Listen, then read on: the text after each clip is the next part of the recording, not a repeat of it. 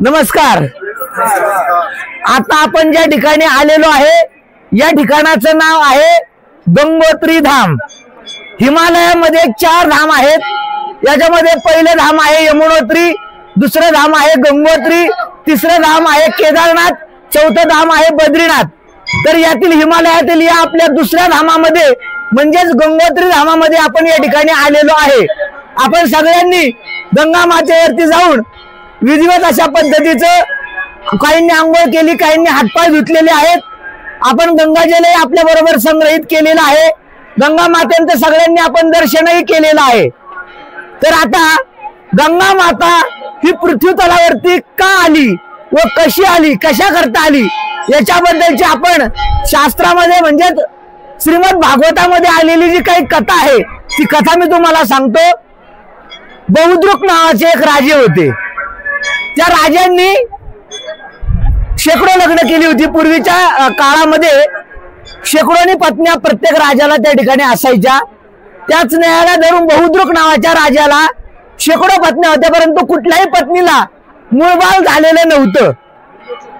त्यातल्या एका पत्नीला गर्भधारणा झाली आणि 999 पत्न्यांना गर्भधारणा झालेली नव्हती आणि या एकटीला गर्भधारणा झाली म्हणून बाकीच्यांचा सौती मत्सर जागा झाला आणि आपल्याला मूल झालं नाही तर हिलाही होऊ द्यायचं नाही या भावनेनं त्या बाकीच्या राण्यांनी त्या गर्भधारणा झालेल्या बहुद्रुक नावाच्या राजाच्या पत्नीला विषाचा प्याला दिला। विष पाजलं।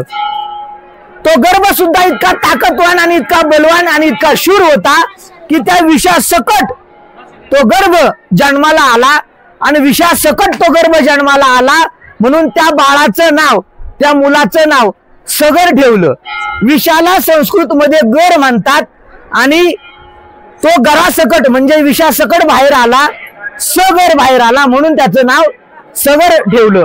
तो सगर राजा इतका पराक्रमी झाला, इतका बलवान झाला, इतका शूर झाला, त्यांनी संपूर्ण पृथ्वी जिंकली। आणि पृथ्वी जिंकल्यानंतर त्यानं अश्वमेध यज्ञ करायचा ठरवला। अश्वमेध यज्ञ म्हणजे काय प्रक्रिया आहे माहिती आहे?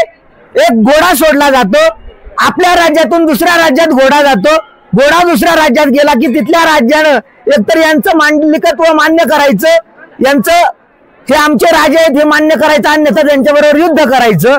अशा पद्धतीने तो घोडा ज्या राज्यात जायचा त्या घोड्याच्या पाठीमागे या सगर राजाचे 60,000 मुलं सुद्धा त्या ठिकाणी जायचे। आणि मग असं करत करत त्याने संपूर्ण पृथ्वी त्या सगर राजाने जिंकली। इंद्राला ज्या ठिकाणी शंका उत्पन्न झाली की या सगरानं आता संपूर्ण पृथ्वी जिंकत आलाय आणि पृथ्वी जिंकून झाल्यानंतर यानं जर स्वर्गावरती चाल केली तर आपली गादी याला द्यावी लागेल, आपलं पद या सगर राजाला द्यावं लागेल, मग आपण काहीतरी केलं पाहिजे। म्हणून इंद्रानं काय केलं, त्याचा जो काही घोडा होता यज्ञाचा सगर राजाचा तो चोरला आणि तो घोडा त्यानं कपिल मुनींचा ज्या ठिकाणी आश्रम होता त्या कपिल मुनींच्या आश्रमामध्ये काकद्वीप गंगासागर जे कलकत्ता राज्यामध्ये आहे तिथे नेऊन बांधला। हे सगर राजाची जी काही 60,000 मुलं होती ही तो घोडा शोधायला लागली। कुठे गेला घोडा, कुठे गेला घोडा? ती मुलं सुद्धा इतकी पराक्रमी होती, त्या सगर राजाच्या मुलांनी पृथ्वीवरती तो संपूर्ण घोडा शोधला, त्यांना मिळाला नाही म्हणून या पृथ्वीला त्यांनी 7 ठिकाणी खड्डे घेतले आणि त्याच्यातनं 7 समुद्राची निर्मिती झाली। समुद्राला सागर का म्हटलं जातं तर सगराच्या मुलांनी 7 ठिकाणी खड्डे घेतले आणि म्हणून त्याची निर्मिती झाली, म्हणून समुद्राला सागर म्हटलं जातं। तरी तो घोडा काही त्यांना सापडला नाही आणि मग फिरत फिरत फिरत फिरत ते कलकत्त्याला गेले। काकद्वीपला गेल्यानंतर त्यांनी तो घोडा ओळखला आणि हा आमचा घोडा आहे। तिथे कपिल मुनी होते। कपिल मुनी हे भगवंताचे 5वे अवतार आहेत। विष्णू परमात्म्याचे जे भागवतामध्ये 24 अवतार सांगितले त्याच्यातला 5वा अवतार कपिल मुनींचा आहे। आणि मग कपिल मुनींनी त्यांना काही कल्पना नव्हती, त्यांच्या आश्रमामध्ये तो घोडा आणून इंद्राने बांधलेला होता।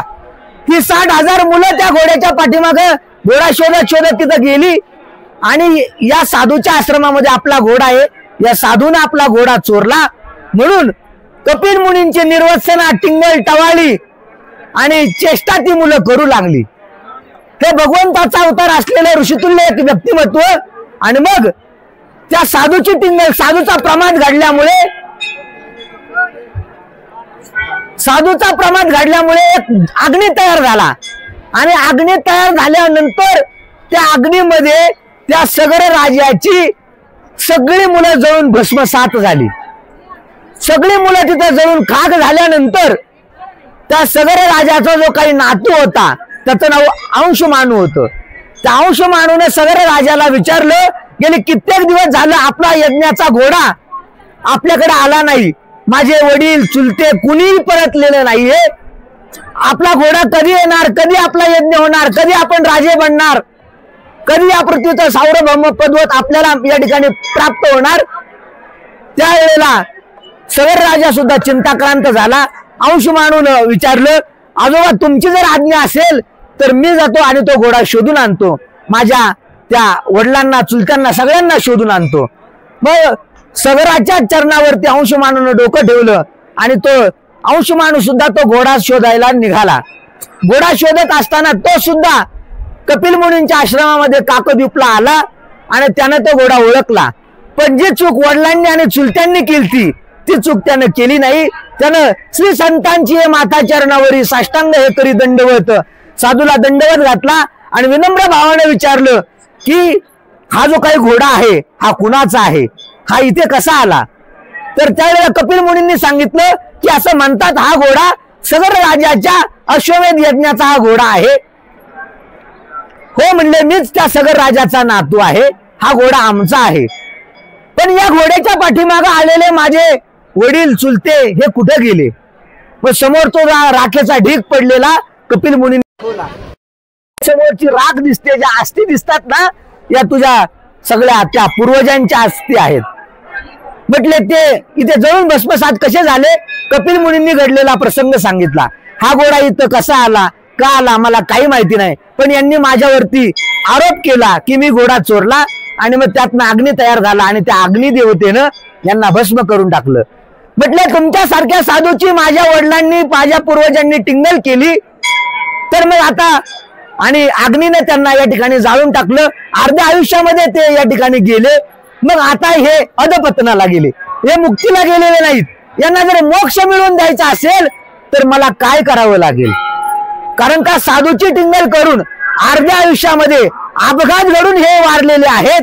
तर अशा वेळेला हे मुक्तीला प्राप्त झालेले नाहीत, हे अधपतनाला गेलेले आहेत.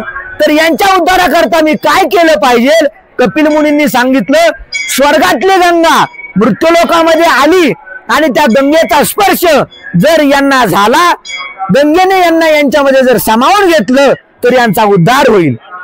मग तो अंशुमानू तो घोडा घेऊन आजोबांकडे आला, आजोबांच्या ताब्यात घोडा दिला आणि सांगितलं मला राजा बनायचं नाहीये, तर मला माझ्या पूर्वजांचा उद्धार करायचा आहे जे अधपतनाला गेलेले आहेत. पुत्र मी केव्हा म्हणेल पू नावाच्या नरकातनं माझ्या पितरांना मी ज्या वेळेला तारेल त्याच वेळेला मी पुत्र म्हणण्याच्या योग्यतेचा होईल. म्हणून मला आता राज्य भोगायचं नाही, तर मला आता तपश्चर्येला जायचंय. तर तो अंशुमानू सर्वप्रथम इथे आले. इथे खाली गेल्यानंतर पायऱ्या उतरून आपण जाऊ. आता तिथे तपश्चर्या केलेली त्यांची संपूर्ण वंशावली तिथे लिहिलेली आहे आणि त्यांचे त्या ठिकाणी स्टॅच्यू आहेत. मग तो अंशुमानू या ठिकाणी आला. अंशुमानूने तपश्चर्या केली, संपूर्ण आयुष्य अंशुमानूंचं संपलं, परंतु गंगा प्रसन्न झाली नाही. त्याच्यानंतर त्यांचा मुलगा अशमंजस आले, त्यांनी तपश्चर्या केली, त्यांनाही गंगा प्रसन्न झाली नाही. त्याच्या पुढे दिलीप आले, दिलीप राजाने तपश्चर्या केली, त्यांनाही गंगा प्रसन्न झाली नाही. आणि चौथ्या पिढीमध्ये राजा भगीरथ आले आणि भगीरथांच्या प्रयत्नाला यश आले आणि भगीरथ राजाला तपश्चर्याला ज्या वेळेला सुरुवात झाली, तपश्चर्या शेकडो वर्ष झाली, त्यावेळेला गंगा माता इथं देवी रूपाने प्रगट झाल्या. ते इथे खाली तपश्चर्या करत होते. गंगा माता देवी रूपाने प्रगट झाल्या. गेली 3-3 पिढ्या झाल्या तुम्ही माझी तपश्चर्या करता, कारण काय. भगीरथ राजाने सांगितलं कलकत्ता या ठिकाणी काकद्वीप नावाच्या गावामध्ये आमचे पूर्वज अधपतनाला गेलेले आहेत, कपिल मुनींची त्यांनी निर्वसना केलेली आहेत, तर त्यांच्या उद्धारासाठी तुम्हाला आम्ही या ठिकाणी बोलावत आहे. गंगेने सांगितलं की बाबा मी स्वर्गातल्या मृत्यूलोकामध्ये येईल, पण माझा वेग इतका अफाट आहे की तो अडवण्याचं सामर्थ्य कुणामध्येही नाही. ते अडवण्याचं सामर्थ्य केवळ एक भोलेनाथांमध्ये आहे। जर भोलेनाथांनी मला त्यांच्या जटेमध्ये जागा दिली तर मी स्वर्गातनं मृत्यूलोकामध्ये यायला तयार आहे। मग त्या भगीरथ राजांनी परत भगवान भोलेनाथांची तपश्चर्या केली। भोलेनाथांना सांगितलं की गंगा पृथ्वी तलावरती यायला तयार आहे, परंतु तिचा वेग इतका अफाट आहे, ती जर तुम्ही तुमच्या जटेमध्ये धारण केली नाही तर स्वर्गातनं ती मृत्यूलोकामध्ये येईल आणि पृथ्वीला भेदन करून ती रसातळाला जाईल। तर ती रसातळाला जाऊन मग आमचा फायदा काय? गेली 3 पिढ्या झाला आम्ही तपश्चर्या करतो, तर तुम्ही तिचा वेग या ठिकाणी अडवा। त्यावेळेला भोलेनाथांनी सांगितलं, विष्णू परमात्म्याच्या उजव्या पायाच्या अंगठ्यामधनं निर्माण झालेली गंगा मला जर माझ्या जटेमध्ये धारण करायला मिळालं तर माझं भाग्य आहे, मी तयार आहे। आणि मग ती स्वर्गातली गंगा भगवान भोलेनाथांच्या जटेमध्ये आली आणि भगवान भोलेनाथांनी आपल्या जटेतनं इथनं 18 किलोमीटर वर तिथनं ती गंगा मूळ या पृथ्वी तलावरती सोडली आणि तीच गंगा या ठिकाणी प्रवाहित अशी होत होत भगीरथ राजाच्या पाठीमागे कलकत्त्याला गेली, जिथे सागराला ती मिळाली। तिथे गंगासागर हे तीर्थ आहे, कपिल मुनींचा तिथं आश्रम आहे आणि तिथे जाऊन आपल्या पूर्वजांचा उद्धार या गंगा मातेनं भगीरथ राजानं प्रयत्न केले आणि गंगा मातेनं त्या राखेला स्पर्श केला आणि त्या संपूर्ण पूर्वजांचा उद्धार या ठिकाणी झाला। अशी गंगा पृथ्वी तलावरती आली, तिची ही कथा आहे। जिथे उगम पावते इथे गंगोत्री म्हटलं जातं। भगीरथाने तपश्चर्या केली म्हणून हिला भागीरथी म्हटलं जातं। आणि देवप्रयाग या ठिकाणी अलकनंदा या भागीरथीला येऊन मिळाली। देवप्रयाग या ठिकाणी रावणाला मारल्यानंतर रामचंद्र प्रभूजींना ब्राह्मण हत्येचं पातक लागलं, म्हणून त्या ब्राह्मण हत्येच्या पातकातून मुक्त होण्याकरता रामांनी देवप्रयाग या ठिकाणी तपश्चर्या केली। तिथं भागीरथीचा आणि अलकनंदेचा संगम होतो आणि तिथून पुढे ही गंगा रूपानं प्रवाहित अशा पद्धतीची होते। ही प्रवाहित होत होत कलकत्ता या ठिकाणी बंगालचा जो काही उपसागर आहे या बंगालच्या उपसागराला जाऊन ही गंगा या ठिकाणी मिळालेली अशा पद्धतीची गंगेची कथा आहे। आपण जे काही गंगाजल आता या ठिकाणी घेतलेलं आहे या गंगाजलाचं पावित्र्य आपण टिकवलं पाहिजे। घरी गेल्यानंतर जसं आपल्याकडे एखादा पाहुणा आल्यानंतर आपण त्याचं आदरातिथ्य करतो, तसं ही देवरूपी गंगा माता आपल्या घरी आलेली आहे, तर आदरातिथ्य तिचं पूजन झालं पाहिजे। आपल्या देवघरामध्ये आपण हे गंगाजल नेहमी ठेवलं पाहिजे। गंगाजल आपल्या घरामध्ये जर असेल, ज्यांच्या घरामध्ये बरकत टिकत नसेल अशा माणसांनी 1 लोटाभर गंगाजल आपल्या घराच्या ईशान्य दिशेला 1x1चा खड्डा करायचा, त्याच्यामध्ये लाल आसन टाकायचं आणि त्याच्यामध्ये 1 कमंडलू टाकायचा, वरून त्याच्यावरती फुलं टाकून परत तो खड्डा करून बुजून टाकायचा। गंगाजल हे कधी नष्ट होत नाही। गंगा आपल्या घराच्या ईशान्य दिशेला अर्थात पंचमहाभूतामधलं जलतत्व हे घराच्या ईशान्य दिशेला असल्यामुळे गंगेला तिथं आपण जागा दिली तर आपल्या घरामध्ये कुठल्याही प्रकारची आर्थिक चंचल जाणवत नाही। पत्त्यांमध्ये जसा हुकमी एक्का असतो त्याचप्रमाणे वास्तूमधले सगळे दोष निवृत्त करायचे असतील, वास्तूमधली निगेटिव्ह एनर्जी दूर करायची असेल तर हे गंगाजलाचा प्रभावी उपाय, त्याच्यापेक्षा प्रभावी उपाय दुसरा कुठलाही अशा पद्धतीचा नाही। आपल्या अवतीभोवती वयोवृद्ध माणसं ज्यावेळेला येते तो माणूस बोलतो, त्याचं जे काही म्हणणं असेल ते स्पष्टपणे आपल्याला सांगू शकतो। त्याचबरोबर लहान मुलं 3 वर्षाची होतात, 4 वर्षाची होतात, पण त्यांची जीभ जाड असल्यामुळे ती बोलत नाही। अशाही बालकांना रोज त्यांच्या पाण्यामध्ये 2-2 थेंब जर आपण गंगाजल टाकलं तर त्या मुलाला वाणी येते, त्या मुलाची वाणी शुद्ध होते। गंगाजलाचे असे अनंत फायदे आहेत। आपल्या घरामध्ये 4 दिवसाची अडचण आल्यानंतर घरामध्ये शुचिरभूतपणा येण्याकरता गंगा ही आपण घरामध्ये शिंपडली पाहिजे।